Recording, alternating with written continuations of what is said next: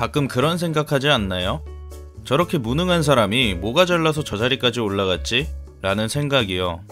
분명 딱히 무언가를 잘하지도 않고 차라리 내가 하면 잘해도 훨씬 잘할 것 같은데 사회생활을 하고 뉴스를 볼 때면 우리는 가끔 궁금합니다.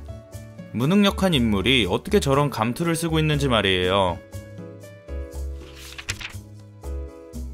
이런 우리의 생각을 잘 설명해주는 법칙이 하나 있습니다. 바로 피터의 법칙이죠. 피터의 법칙은 조직 내의 모든 구성원은 자신의 무능이 드러날 때까지 승진하고 싶어하는 경향을 나타낸 말로 무능한 관리자를 빗대어 쓰는 말입니다. 캐나다 출신의 미국 컬럼비아 대학 교수였던 로렌스 피터는 1969년 많은 무능력 사례를 연구한 결과 오히려 능력 있는 사람보다 무능력한 사람의 승진이 위계 조직에서 보편적으로 나타나고 있음을 밝혀냈습니다. 피터는 조직의 승진이라는 체계가 한 개인이 잘하던 일에서 못하는 일로 옮겨가는 과정이라고 보았습니다. 한 조직에서 능력을 인정받아 승진을 하게 된다면 그 사람에게는 새로운 업무가 주어집니다. 다시 그 업무에 익숙해지고 능력을 인정받게 된다면 승진을 통해 또 다른 새로운 업무를 부여받게 되죠. 따라서 모든 개인은 자신의 무능력함이 드러나는 단계까지 승진하게 되고 시간이 경과함에 따라 조직의 모든 직위는 그 업무를 수행하는 데 필요한 능력을 가지고 있지 않은 구성원에 의해 채워진다는 것입니다. 결국 모든 사람들에게 있어 마지막 승진이란 유능한 단계에서 무능한 단계로 이동하는 것을 의미하죠. 좀 더 이해하기 쉽게 예를 들어 설명드리겠습니다. 한 자동차 기계공은 열정이 가득한 수습생이었고 수습을 마치고는 기술력 있는 기계공이 되었습니다. 그는 자동차의 결함을 찾아내고 수리하는 데 탁월한 능력을 보였죠. 이런 그는 윗사람들에게 능력을 인정받아 정비소의 중간관리자로 승진하게 됩니다. 그러나 승진을 하며 자동차에 대한 그의 열정과 완벽주의는 일종의 부담으로 작용하죠.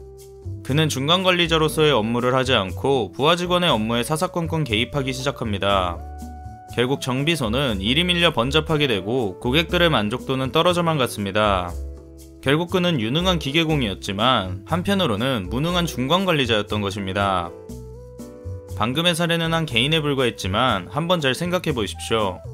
사실 우리의 일상만 둘러봐도 수직적인 조직 내에서는 다수의 경쟁력 없는 직원이 보다 높은 직책으로 승진하고 결국 시간이 지남에 따라 자신이 맡은 바를 제대로 수행할 수 없는 무능한 직원들이 조직을 채우고 있습니다. 근데 여기서 우리는 궁금증이 또다시 한번 생깁니다. 그러면 무능한 직원들로만 가득 찬 조직인데 어떻게 그러한 조직으로 가득 채워진 우리 사회가 아직까지 유효하게 작용하고 있는 것일까요? 정답은 간단합니다.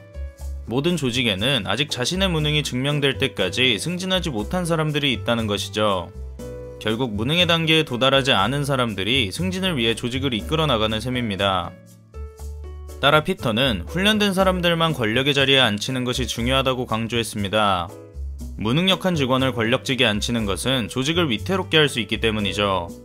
그는 기업적 차원에서 이러한 현상에 대응하려면 승진 가능성이 있는 직원들에게 승진 이전, 업무에 대한 사전교육을 실시해 직원의 역량과 신규 업무에 대한 적합도를 파악해야 한다고 조언합니다. 승진을 하게 되면 실무보다는 부하 직원 관리나 신속 정확한 의사결정 등이 필요한 만큼 승진 이전 해당 업무를 간접적으로 경험할 수 있는 기회를 마련하라는 것이죠. 또 그는 직원이 승진에 집착해 무능력을 드러내지 않도록 기업 문화를 수평적으로 변화시켜 자신의 역량에 맞는 업무를 계속 수행할 수 있도록 지원하는 것도 중요하다고 역설했습니다. 직급이 높아져야만 인정을 받는 수직적인 기업 문화에서 벗어나 개인의 역량을 최대한 발휘할 수 있는 데에 초점을 맞추자는 것인데요. 실제로 세계적인 기업에서는 피터의 법칙을 피하기 위해 승진 전 사전교육을 실시하고 기업 문화를 수평적으로 바꾸는 등 갖가지 노력을 하고 있다고 합니다. 그러면 우리 같은 개인은 어떻게 해야 피터의 법칙을 극복할 수 있을까요? 피터는 보다 행복한 삶은 자신의 능력을 충분히 발휘할 수 있는 수준의 성공에 만족하는 것이라고 주장합니다. 자신의 분수에 맞지 않는 승진 욕심은 조금 내려놓으라는 것이죠. 더 나아가 그는 사무실을 어지러운 상태로 유지하거나 외모에 신경을 안 쓰는 등의 창조적 무능력을 발휘해 자연스럽게 승진의 대열에서 멀어지라고 합니다. 자신을 결국 무능력하게 만들어버리는 승진에 집착하기보다는 유능한 구성원으로서 자리에 머물러야 삶에 더 높은 만족감을 채워넣을 수 있다는데 이 부분은 다들 알아서 판단하실 거라 믿습니다. 피터의 법칙을 번역한 한 번역가는 이 법칙이 무려 50년 전에 나온 것임을 감안해 너무 일찍 인생에 적용하지 말라고 조언합니다.